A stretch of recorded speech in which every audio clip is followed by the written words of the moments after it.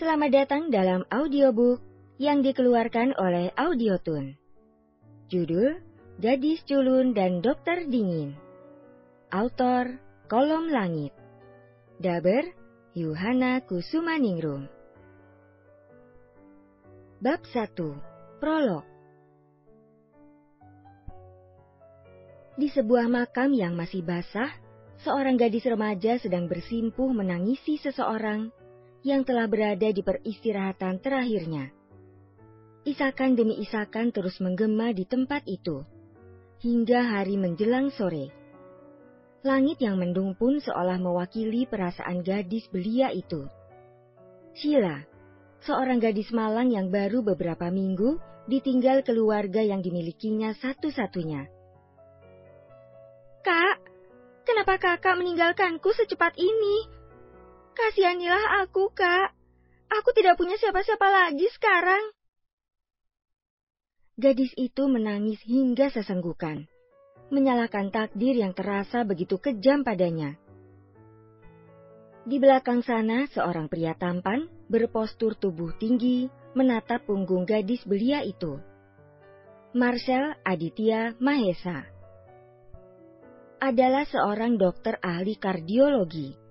Lelaki itu tidak pernah membayangkan sebelumnya bahwa dirinya akan menikahi salah seorang pasiennya, Sheila Bianca Azahra, seorang gadis remaja berusia 17 tahun dan masih tercatat sebagai siswa SMA kelas 3 di salah satu sekolah swasta di kotanya. Bukan tanpa alasan, Marcel yang notabene seorang dokter tampan, keren, dan digilai banyak wanita, mau menikahi seorang gadis yang sama sekali bukan seleranya.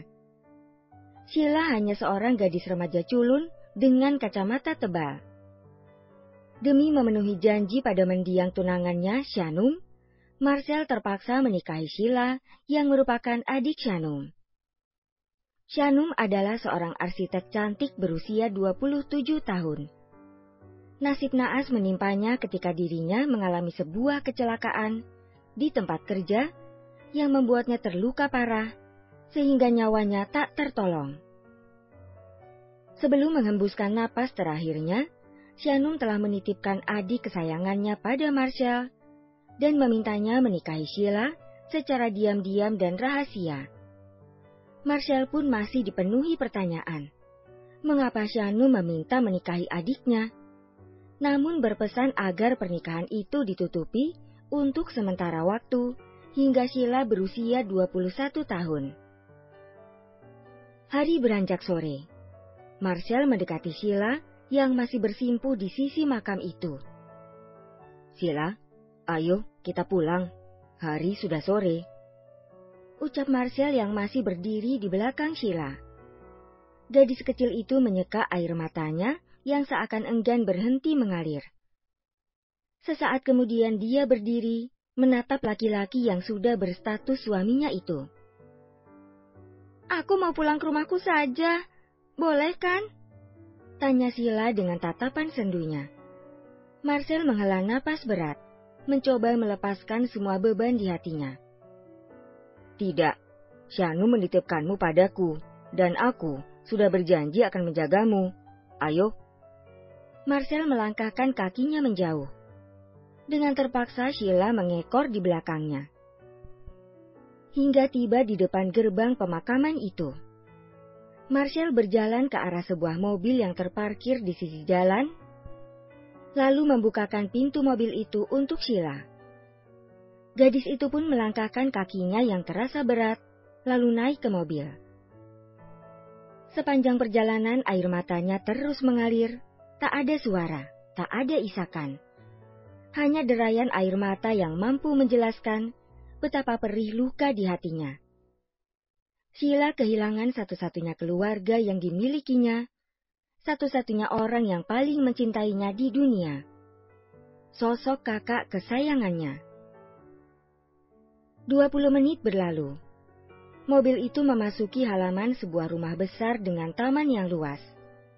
Untuk pertama kalinya, Sheila menginjakan kaki di rumah itu sebagai istri Dr. Marshall. Sheila baru saja diizinkan pulang setelah sebulan lamanya dirawat di rumah sakit setelah menjalani operasi transplantasi jantung.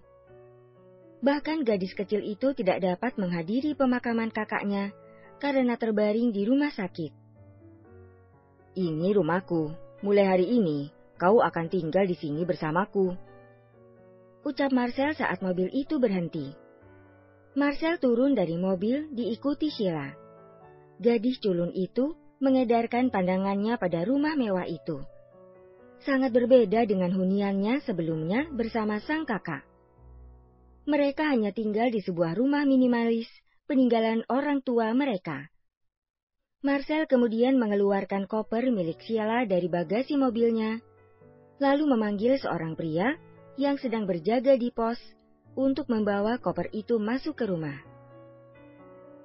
Jika seorang istri akan disambut hangat oleh anggota keluarga saat kedatangannya untuk pertama kali ke rumah suaminya, maka tidak dengan Sheila.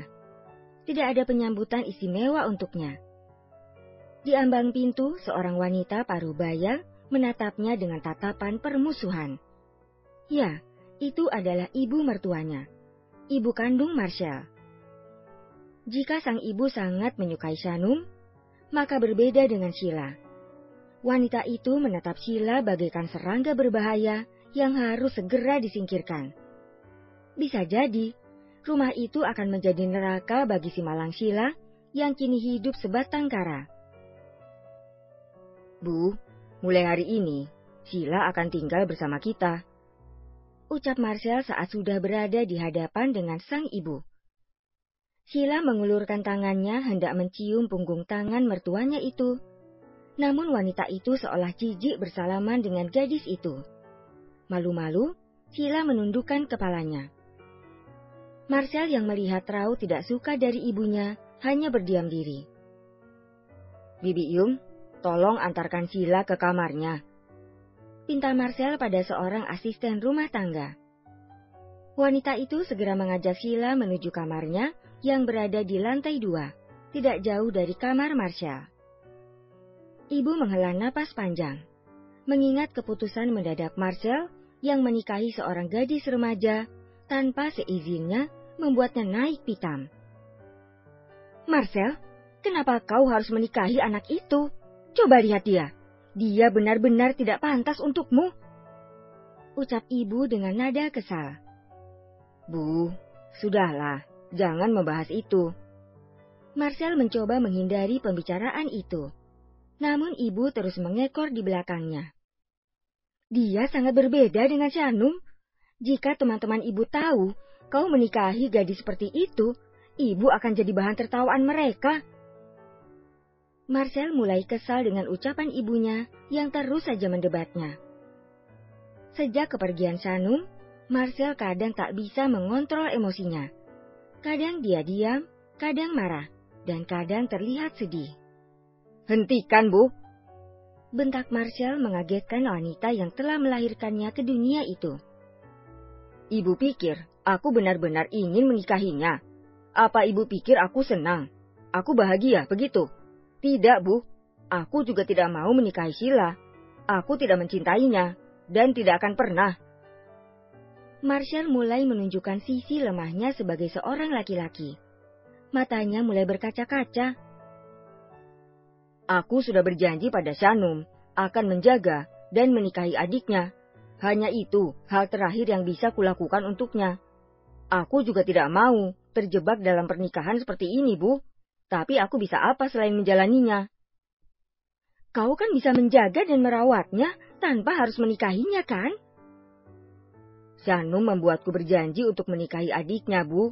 Aku tidak punya pilihan." Marcel memejamkan matanya kasar, mengingat janji terakhir yang diucapkannya pada mendiang kekasihnya sebelum menghembuskan napas terakhirnya. Tanpa mereka sadari, Sheila telah mendengar pembicaraan itu. Dia bersandar dan bersembunyi di balik sebuah pilar besar. Napasnya berat, air mata seolah mendobrak keluar. Jika boleh memilih, Sheila pun tak ingin berada dalam situasi ini. Di usianya yang masih 17 tahun, dia harus kehilangan segalanya dan terjebak ke dalam sebuah pernikahan yang tak diinginkan. Bahkan, Sheila masih berstatus sebagai pelajar. Sheila menyandarkan punggungnya di balik pilar itu, menghapus air mata yang jatuh tanpa izin. Disinilah Sheila sekarang, di dalam sebuah istana yang seolah akan runtuh menimpanya. Entah takdir apa yang sedang menantinya. Akankah Sheila menemukan kebahagiaan di rumah itu, ataukah rumah itu hanya akan menjadi penjara untuknya? Demikian akhir dari Kalau kamu mau dengar audiobook lebih banyak dan gratis, segera download AudioTune.